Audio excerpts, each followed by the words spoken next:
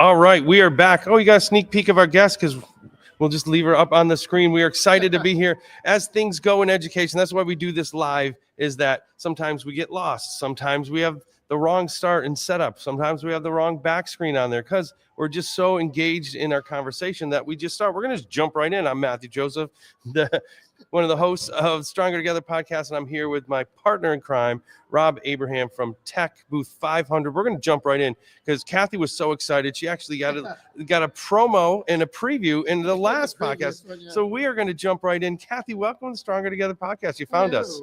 Hello, great to be here. So for those who don't know who you are, talk a little bit about yourself and the work that you do. Sure. I'm a recently retired assistant superintendent of accountability who took a position in my quote retirement with Innive as the senior vice president of client partnerships. So now I was in the school world and now I'm in the ed tech world, which I'm really finding I'm enjoying the transition.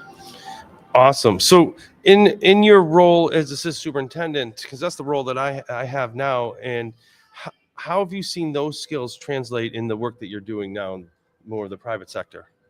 I love it because, again, having lived it for so many years and being in ed tech for so long, I've kind of realized what schools need and what they haven't gotten.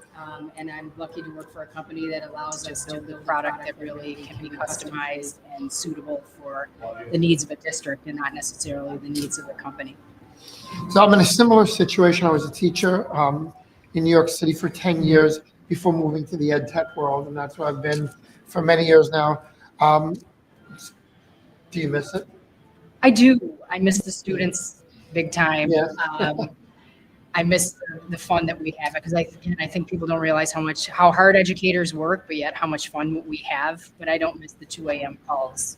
No, I wouldn't. Something is broken or is something, the heat isn't working, that kind of thing. That I don't miss. No, I wouldn't think so. And so the work that you're doing, you did have a session already passed. It was yesterday. Mm-hmm. Are you ready for the Portrait of a Graduate? What does that work, and how does your company work with that? Sure. About 2.5 years ago, I sat in a state ed presentation as an assistant superintendent where I was really excited initially because New York State has revamped all of the graduation requirements, and where students were once required to pass a series of Regents exams and different criteria to get a diploma. We're now moving towards in New York more performance-based diploma. Mm-hmm. And I had absolute joy for about 35 seconds as I said, okay, this is the right thing to do. This is the right thing to do for kids. And then I thought, oh my gosh, how on earth are we going to measure this? And my accountability brain started working.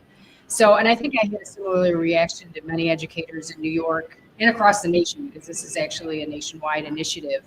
So we at the company started working on, all right, what does this really mean? And I had a client say the other day, it's kind of taking the theoretical and making it practical. So we're working closely with school districts to identify the different criteria that we're already doing, whether it's coursework or student experiences, and organizing it in a way where we can tell if students are strong at critical thinking, if they're a good global citizen, if they're an effective communicator, because the pillars in themselves are a little abstract, but when you really drill down into it, you can find concrete ways to measure it. And that's what we're trying to do at Innive. Oh, that's exciting. You know, there's so much emphasis on data and assessment, and whether a student knows what the square root of 49 is, but that's not the only way to measure a student.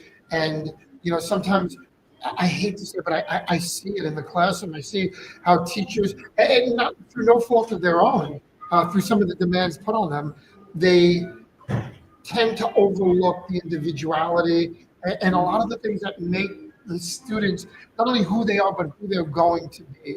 So what you're doing, it's a very important thing. Thank you. And I think there's so much, and we all have our strengths, and I don't think diplomas necessarily, in the way that we measure it, doesn't necessarily show that. And we were laughing, the committee that was designing our graphics in the initial run, the first student that came out, again, we were using the synthetic data, but it showed that he was an effective communicator and he was a good global citizen, but he wasn't strong academically. Right. So then we started talking about, okay, what might be great for this kid? And we all were like salesperson all day long, maybe, newscaster or something along those lines. But again, before where we would have just said not academically really strong. I think this gives us the ability to see not only where students are doing well, but also to look at our school systems and our programs that we're offering to be able to see where there's weaknesses in our own educational programming that students really need. That's just really impactful and powerful. And I think that's what, when I think of the Portrait of Graduate or that work, it really sets up the futurizing it for that student and the support. Where do you see schools that don't have these fall short of that? I'm a firm believer in what gets measured gets done. And by New York State making this a requirement and forcing us to drill into it, in my presentation, I talked a lot about this isn't just an accountability problem with how are we going to measure it. This is an instructional problem as well, where we have to make sure if we say we're teaching financial literacy, the instructional folks need to look into their practices and say, is this really financial literacy or is this just teaching them budgeting? Right. So again, making sure that we're looking at our instructional programming to make sure that does what the code actually says it does. Awesome. Well, we're glad you found us. We're glad that you had a chance to share with us. But since this is the first time we've had you on the podcast, we can't let you go without asking our last question. Yeah, so this is a question that we've been asking everyone, and the answers, while similar, do allow for a lot of individuality. So the name of the podcast is Stronger Together. Mm-hmm. When you hear the word Stronger Together, what's the first thing that would come to your mind? I think we don't do enough of it in education. I think we kind of do what our region does. I know New York State is very much like that. So I think events like this help us to see and working with vendors and companies that are willing to grow and learn and individualize and personalize products. Because again, I've seen now that I'm on the other side, things that the company has learned from other school districts. And I know as an assistant superintendent, I learned things from the company. And I think in ed tech, that doesn't necessarily happen a lot of the times.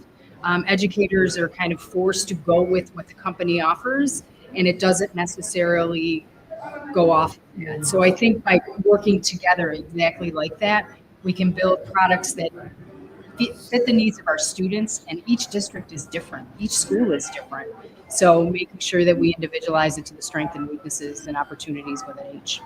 Well, awesome. Well, Kathy, it was great to meet you. Yes, very nice. Thrilled to have you on, joining the Stronger Together episodes. It's great to see you, meet you, and get to know more of your work. And if you're out there, make sure to connect with Kathy, learn about this important work, and find out how it'll impact your district as well. So, Rob, we're going to continue on. We got some more this morning before lunch, and of course, we'll pick it back up after lunch. And for all of you out there watching, I see a lot of you chiming in and watching. Thanks for continuing to support NYSCATE. It's a great event. And we got another almost 24 full hours here, more than 24 full hours, to meet people, meet great solution providers like the two we have here, and just to take in the sights and scenes of NYSCATE 25. So have a great day, everybody. And we're continuing on with our next guest coming up very shortly. Ta-da.